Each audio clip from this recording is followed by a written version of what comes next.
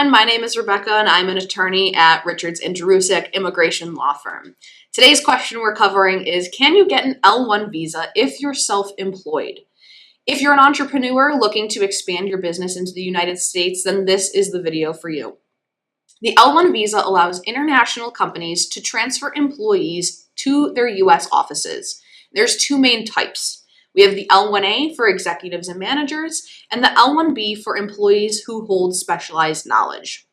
To qualify, the employee must have worked for a related foreign company for at least one continuous year in the last 3 years, and they must be coming to the U.S. to work in a similar role. This visa is especially valuable for growing businesses and entrepreneurs who are looking to expand into the U.S. market. So can self-employed entrepreneurs qualify? Yes, you can. You can apply for an L-1 visa even if you are self-employed or the only employee of your business. But here's the key. You must own or control a business abroad, so that's outside of the U.S. That business must have a qualifying relationship with a U.S. company that you either already own or plan to establish. And both the foreign and U.S. businesses must be actively doing business. And this means that they need to be offering goods or services, not just merely existing on paper. Now, a question that a lot of entrepreneurs ask is, do I need to take a salary to qualify for an L1? And the answer is actually no. USCIS does not require you to earn wages. You can take profits, draw on earnings, or reinvest them. What matters is that you are actively working in an executive or managerial role. Now let's take a look at the key requirements. So your foreign employment, again, must have been employed at least 1 year in the last 3 in that qualifying role. There must be that qualifying relationship between the U.S. company and the foreign company, and that can look like a parent-subsidiary relationship, branch, or affiliate relationship. Again, there must be active operations. Both businesses must be operational.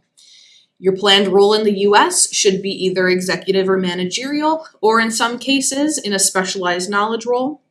And again, no salary requirement. You do not need wages. Profit income is fine. If you think you check off all of these boxes, then you might be on the right track to qualifying for an L1. Now, in terms of documents to prepare, documentation is critical, and here's what you need to show. They're looking for the articles of incorporation, and that is for both the U.S. and the foreign company, ownership and shareholding records, contracts, invoices, proof of business activity. Financial documents are incredibly important, profit and loss statements, tax filings. You should include a job description, and that goes for both your role abroad and your proposed role in the United States. And you should also include organizational charts showing both of those roles and where you fall within the company.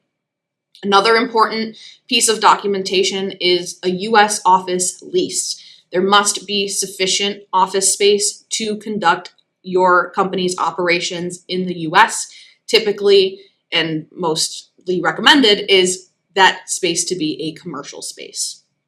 We also recommend a solid business plan for your U.S. operations, demonstrating how you plan to develop and continue operating the U.S. company in the coming years. You must prove that both businesses are in fact real and that your role fits the visa requirements. All of this guidance comes straight from the law. You can find it in the Immigration and Nationality Act, Section 101A15L, which defines the L1 eligibility. For the USCIS regulations on L1s, you can find that at Chapter 8 of the Code of Federal Regulations, Section 214.2L. And there is also a case, the matter of Li Cheng International Incorporated, which clarified that even business owners can qualify for the L1 as long as that structure and role are appropriate. Now, when should you talk to an immigration attorney about this? And here's the truth, and I'm not just saying this because I am one. L1 petitions for self-employed applicants can be fairly complex. If your company structure is unclear or your documentation isn't strong, USCIS may deny your case. So that's why it's important to talk to an experienced immigration lawyer who understands L1s for entrepreneurs.